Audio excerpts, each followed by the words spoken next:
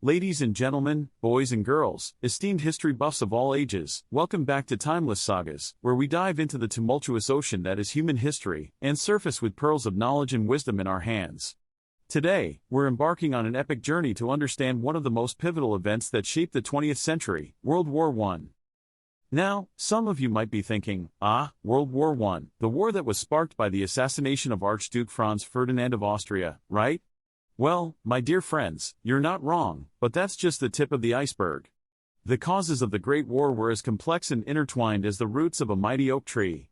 So, let's grab our shovels and start digging. Firstly, let us take a stroll down the red-carpeted halls of European politics, where the concept of nationalism was all the rage. The late 19th and early 20th centuries saw the unification of Germany and Italy, which was both a blessing and a curse. On one hand, we had powerful new players on the European stage, but on the other hand, this newfound national pride fueled aspirations for more territory, more power, and more influence, which in turn, created an environment in which war seemed almost inevitable. However, our story doesn't end there. You see, the European powers were like a group of frenemies, constantly gossiping and forming secret alliances with one another. This intricate web of alliances was designed to maintain a balance of power, but it ended up doing the exact opposite. Let me give you the lowdown on these alliances. Germany had Austria-Hungary's back, while Russia was keeping it real with Serbia. France and Russia were in cahoots, and Britain, feeling a little left out, decided to form the Triple Entente with France and Russia, thus completing the circle, or rather, the tangled mess. Now, just imagine this: one disagreement between two countries could potentially drag all of Europe into a conflict. Yes, my friends, that's like having a disagreement with your neighbor about the height of your hedge, and suddenly, the entire neighborhood is throwing punches at each other. Not the most efficient way to solve an issue, am I right?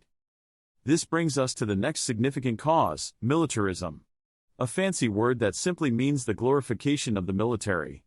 It was like an arms race, with each country trying to outdo the other in terms of military prowess. Germany was especially keen on flexing its military muscles, which in turn, made other countries feel threatened, leading them to invest even more in their armed forces. And, as we all know, when you've got shiny new toys, there's a chance you might just be itching to use them. As if the rampant nationalism, secret alliances, and militarism weren't enough, we also have the issue of imperialism.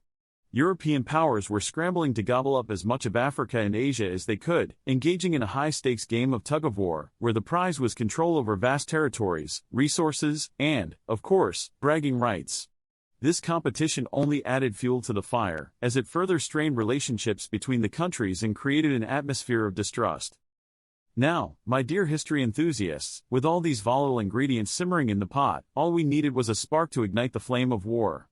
And that spark, as some of you rightly pointed out, was the assassination of Archduke Franz Ferdinand of Austria on the 28th of June 1914 by Gavrilo Princip, a Bosnian Serb nationalist.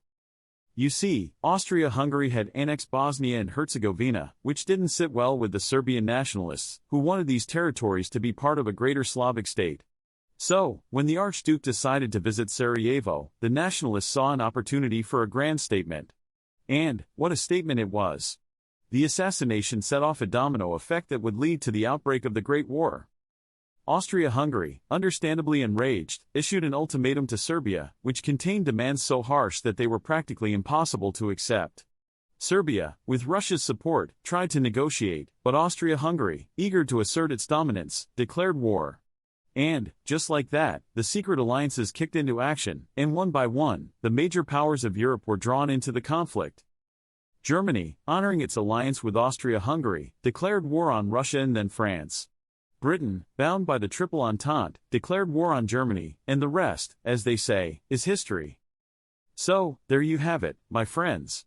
The causes of World War I were not as straightforward as you may have thought. It was a combination of clashing nationalistic ideals, a tangled web of alliances, the glorification of military power, and the fierce competition for imperial conquest. The assassination of Archduke Franz Ferdinand was merely the spark that ignited the powder keg that was early 20th century Europe. As we wrap up this historical tale, let us remember that the lessons of the past are timeless, and understanding the intricate and interconnected causes of events like World War I can help us navigate the complexities of our modern world. Thank you for joining me on this fascinating journey through time. Don't forget to like, share, and subscribe to Timeless Sagas for more engaging, accurate, and, dare I say, entertaining historical content. Until next time, my fellow history lovers, stay curious and keep exploring the timeless sagas of our shared past.